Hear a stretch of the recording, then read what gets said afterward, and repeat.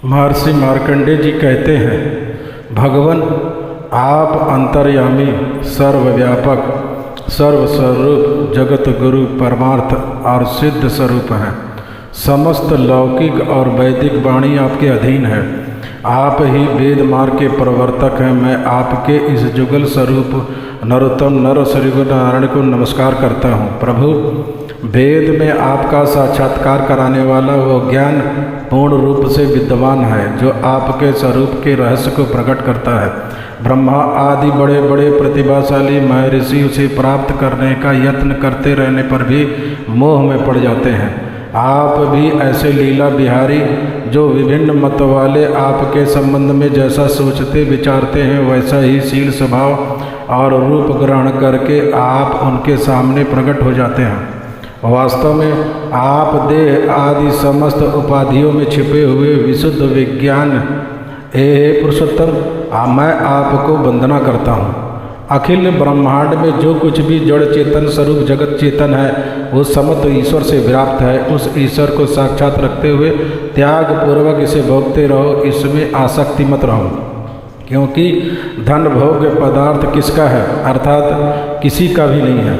हमारे लिए दिन और प्राण के अधिष्ठाता मित्र देवता कल्याणप्रद है तथा रात्रि और अपान के अधिष्ठाता वरुण भी कल्याणप्रद हों।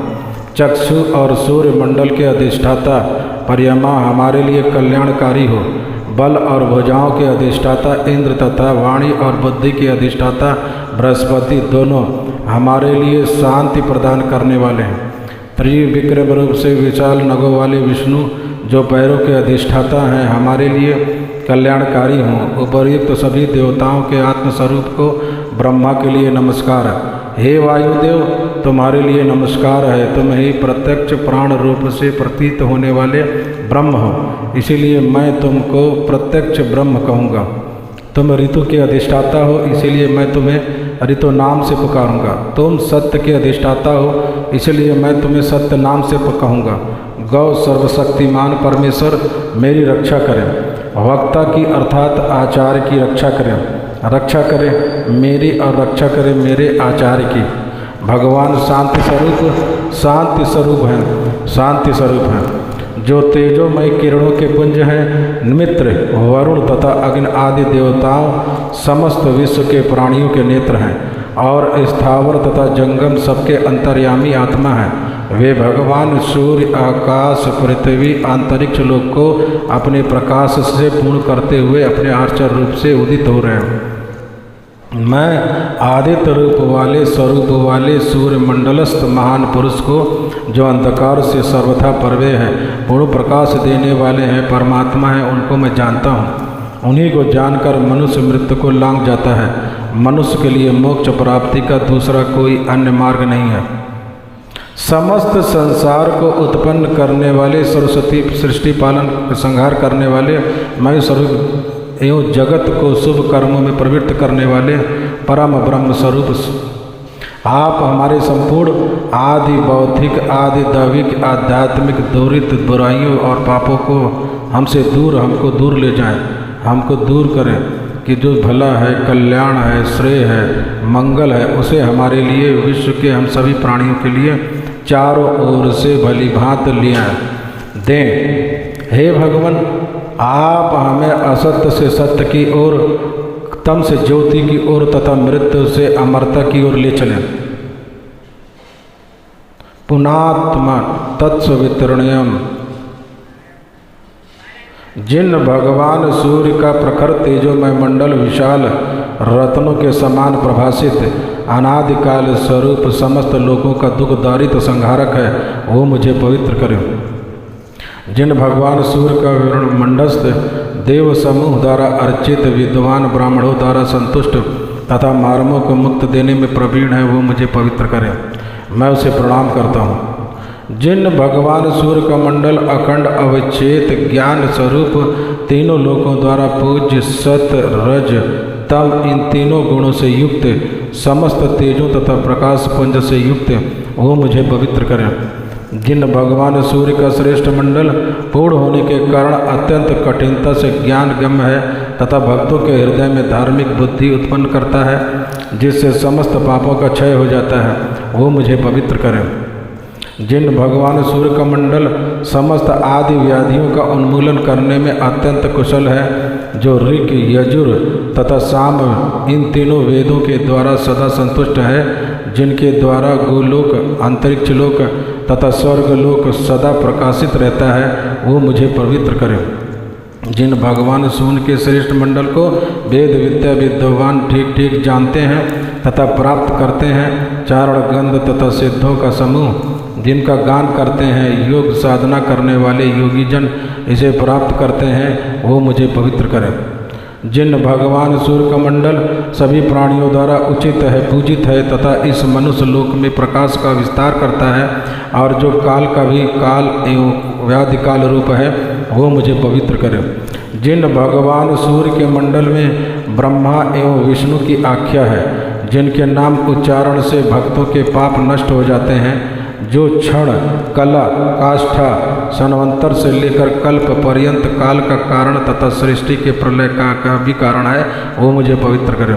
जिन भगवान सूर्य का मंडल प्रजापतियों की भी उत्पत्ति, पालन एवं संहार करने में सक्षम है, प्रसिद्ध है और जिसमें यह संपूर्ण जगत संहारित होकर करके लीन हो जाता है, वो मुझे पवित्र करे।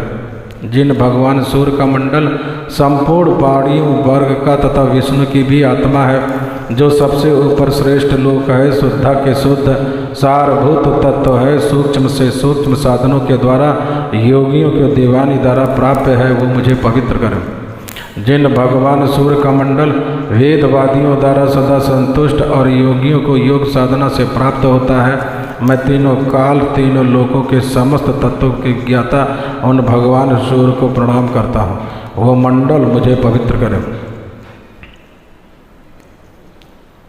पुराण श्रवण काल में पालनीय धर्म।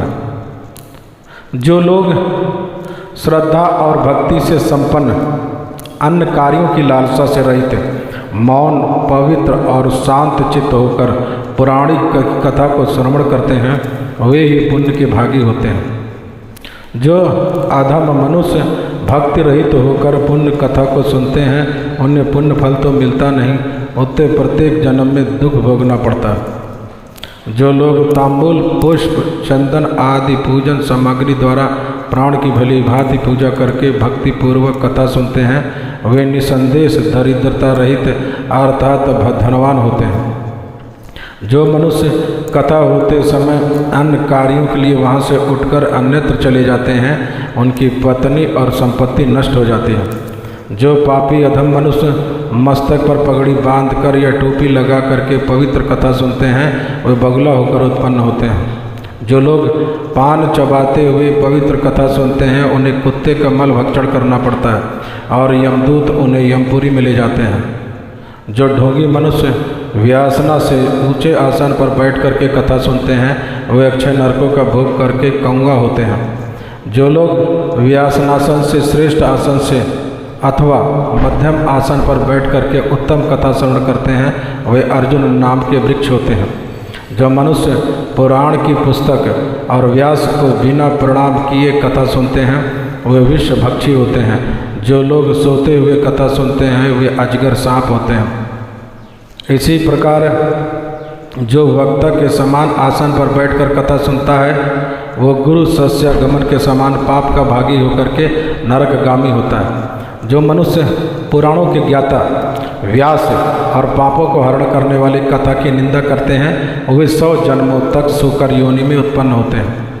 जो मनुष्य इस पुण्य कथा को कभी भी नहीं सुनते, वे घोर नरक का भोग करके वनलय सुअर होते हैं। जो नरश्रेष्ठ कही जाती हुई कथा का अनुमोदन करते हैं, वे कथा न सुनने पर भी अविनाशी परम पद को प्राप्त होते हैं।